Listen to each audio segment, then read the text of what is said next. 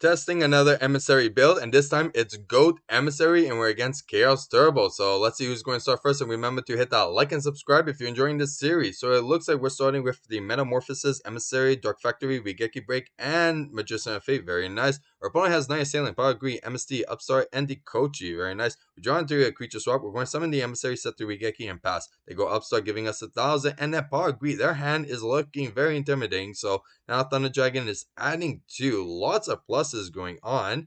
And then he's going to summon the Breaker. And you know what? I know he's trying to get that little +1, especially dealing with Emissary. But you know what? Rigeki Break is going to get rid of it. So now we have a floater that we don't mind our opponent using the back rows on. So now Power Green. And it looks like we're going to just set and pass. Now, I get a lot of people asking me questions about like the deal with Power Green and how we play it, but you always want to do deck thinning.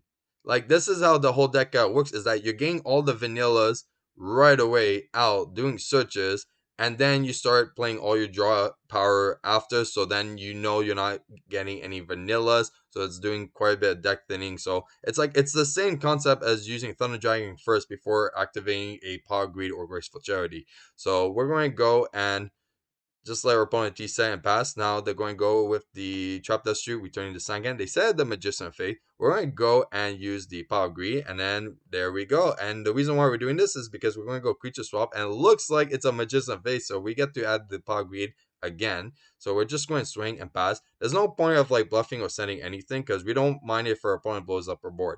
We're at 9,000 also, so it's not even an issue. So we're going to go heavy first since we already plus so much that we don't mind doing 1-for-1 exchange to minus our opponent's cards. So now Power of Greed, we draw into a Nobleman, not bad. We are going to use it. He is going to lose all 3 Dekochis, and then we're going to go and swing with both. So that is a good 19. And then we're going to say, now we could have used Metamorphosis on the Emissary, get Dark Flare, and then add a Sonic Duck to deal more damage. But putting him down at 15, I wasn't really too satisfied that that was low enough to like hinder like performance. So I kind of just want to like keep all our resources because even though it seems pretty aggressive now, it's actually a very much like control deck. So we're going to go and let them do Chaos Sork. We can't really do much in this situation, so we're just going to let him perform like that, and then we're going to go end phase Rigeki Break. So now we're going to go Metamorphosis on Restrict, target the face down. And since we're at a good advantage, we are going to summon it or try, discard it premature, to get rid of the spellcasters and a swing, and now we could actually set the scapegoat and pass. So he's going to go anti-set, and we're going to go scapegoat on the end phase. Reason why we're doing that is because we're going to do a similar play like we did before. We're going to go with the Metamorphosis to go and take, and then try to do the Tribe to pop it so we could attack 16 direct for game. If there was other plays we should have done, definitely comment it down. So now they're going to be starting, and their opening hand is a Sangan, Azura Priest, Graceful Charity, Spy, and Break. Us, we have Abyss Soldier, Sonic Duck, Metamorphosis, Nobleman, and Emissary. Very nice. So it looks like they draw into the Night Assailant, and oh, Graceful, and then the Fate. So they're going to add back the Fate, which is very nice. They're going to G-set. We're going to summon Emissary, wait for a Tarantula. No Tarantula? Cool, Nobleman. Love it. So now we're all set. We're going to swing. Is there going to activate the Mirror Force? No. So they're going to go and take some damage. Then Azura Piece is going to deal 100 for us. And we are going to add. So we're going to add the Oppressed People. And then we're going to go and summon the Sonic Duck and swing for 17. Still no Mirror Force. He's just taking the damage. And then Upstart giving us 1,000, which I'm like, very nice. So now it looks like Tsukiyomi is going to go and book it and swing. He discards the Rigeki Break for enter, which I'm not too crazy about. I'm like, I would have said it like you for like follow up, like no matter what, like if it gets heavy, it's still going to be the exact same like interaction. Like you're still going to do a 1-for-1. You lost the Wigeki, but if I don't do heavy, then you still have an extra interruption, like just in case. So yeah, I'm not too crazy about that discard because it becomes exactly the same thing. It's he sets it and not do anything, and I go heavy. It's the same thing if I draw into a heavy and I activate it right now just for that 1-for-1 exchange. So yeah.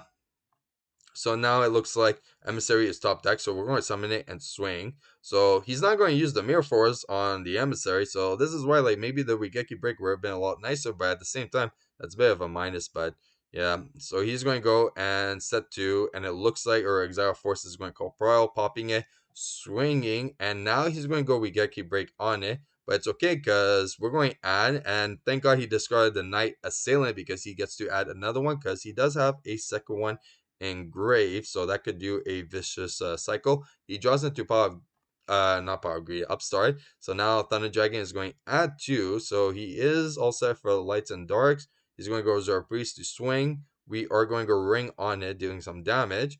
And for us, we are going top deck into the Heavy Storm, but it wasn't needed because we did have the Abyss Soldier. So I decided to just go heavy and then just to clean up the game like that. So let me tell you, this deck is awesome.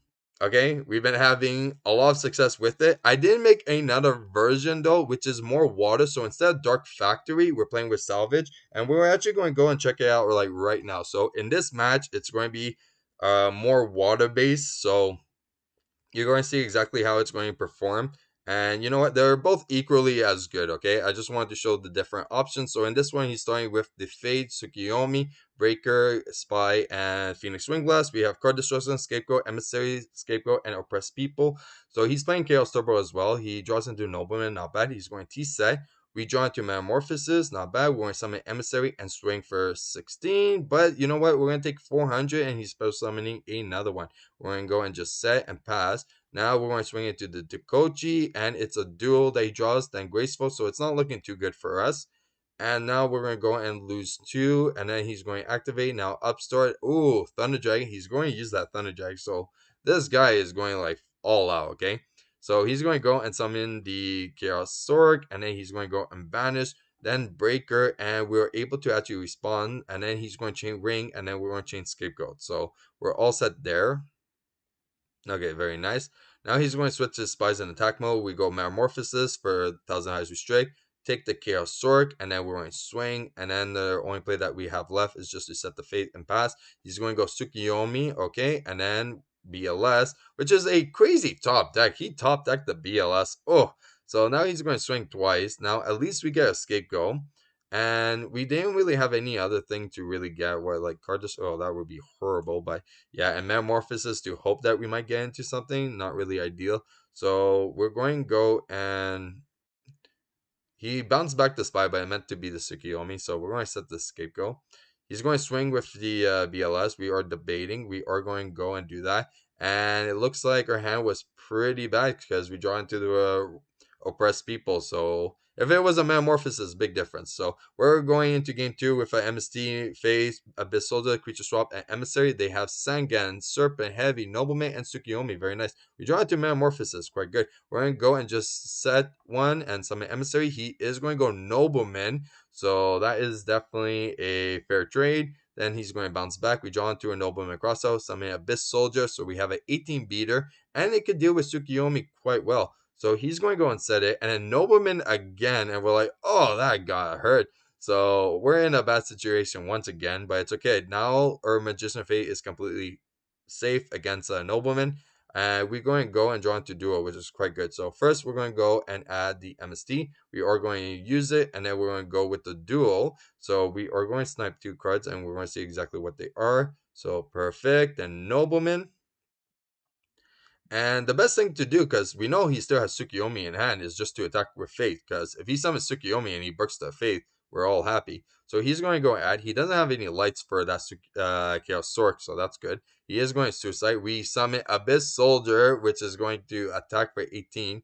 He draws into the Spy. He is going to set. We draw into Tsukiyomi. It's not the greatest because we don't have a water, but it's okay because at least Tsukiyomi is going to do the creature swap play, and we're able to switch it up and then just get that +1. And then they're going to set the Night Sailing. We're going to go and flip, and sadly, we don't really have a level 1 to get rid of the face down, so we're just going to attack for 11, and then we're going to set and pass. Now he draws into Snatch Shield, not bad. We draw into Scapegoat, not bad either. We're going to pass. He draws into Paw of Greed, and it looks like Thunder Dragon is going to be used, and now he actually have the lights. So he's going to go and set the Phoenix Ring Blast, activate, return his own Spy.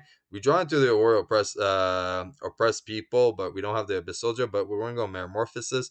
And yeah, I didn't really want to do on the Scapegoat because I wanted to keep as much resources as possible, and there we go. So now they're going to go and Snatch Shield. We're going to go Rigeki Break. He's going to go Chaos Sork to go and banish. Then Tsukiyomi. Us, we're like, okay, Scapegoat that. There we go. And pretty much are the cards right now. So we're going to see our top deck, and it looks like it's going to be a Mobius, not the greatest, but it's okay. We're going to go and just pass, so Scapegoat could definitely pass some time. We draw into Salvage. We don't really have too much to actually be used for it. So we're going to go and just leave it like that. Now he's going to go Dikochi, and it looks like they're going to start swinging. We draw into Graceful Charity, but he does do Chop Dust Shoot, so we're going to go and lose a card, but it's completely fine. So let's see what we get. Okay, not bad. So we're going to go and set all of them and see what our opponent's going to do. He's going to go and summon, then he's going to go Restrict, and then from there on, he is going to go and banish his own Restrict so he could deal some damage. So it looks like they're going to go and swing, and then from there, they'll just, yeah, that's it. So we're going to set the Scapegoat, and then he's going to go and flip, draw a card, and it looks like we're definitely going to do the Scapegoat so we don't lose any more damage, which is completely fine. And this is going to be very interesting because Tsukiyomi is going to be returned. We are going to go on the end phase to pop. We're telling him to like return it, so there you go. So Sinister is going to be added. Tribe is going to go and pop the Chaos Stork. We are going to go ring on the Dikochi. He's going to chain his ring, and I'm like, it's still game because it's they're like 14 plus 16. It's 3,000 anyway. So no matter what, like it's still going to be game. If he doesn't activate it, he's still going to take 3,000 regardless. So now we're into game three. He's starting with the Tribe, the Breaker, the Chaos Stork, Nobleman, and Metamorphosis. We have Mobius, Sangan, Scapegoat, Emissary, and Metamorphosis. He draws into Snatch Steel. We're going to go and summon Emissary and swing directly because he didn't say anything. And then we're just going to set our Scapegoat. He's going to go Breaker, use it to pop. We are chaining to it, no issue there. And then they're going to go and attack into one. Us, we draw into Fate, not bad. We are going to summon Emissary. We are going to swing, so we're going to add the Oppressed People. And then we're going to attack directly once again. So he's going to go and set the Spy.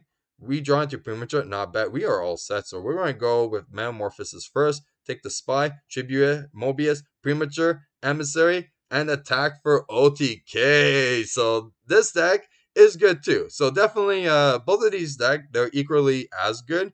I wouldn't say one's more superior than the other. They're both different. Maybe the first one is more like diverse depending what it goes against. So that I would say yes to that one. But I feel like the water one, it's really good with Abyss Soldier, so it's very hard to say. But one thing I know for sure is that our new Emissary deck that we're going to be showing you next week has been having such a success ratio that we've just been winning nonstop, and I think it might actually be our best Emissary build we have ever made. So definitely hit that like and subscribe and notification for when we go and post that new deck list. If you guys enjoyed today's video, you know what to do. Hit that like and subscribe. I'm Vaughn, and this was the Gear Channel.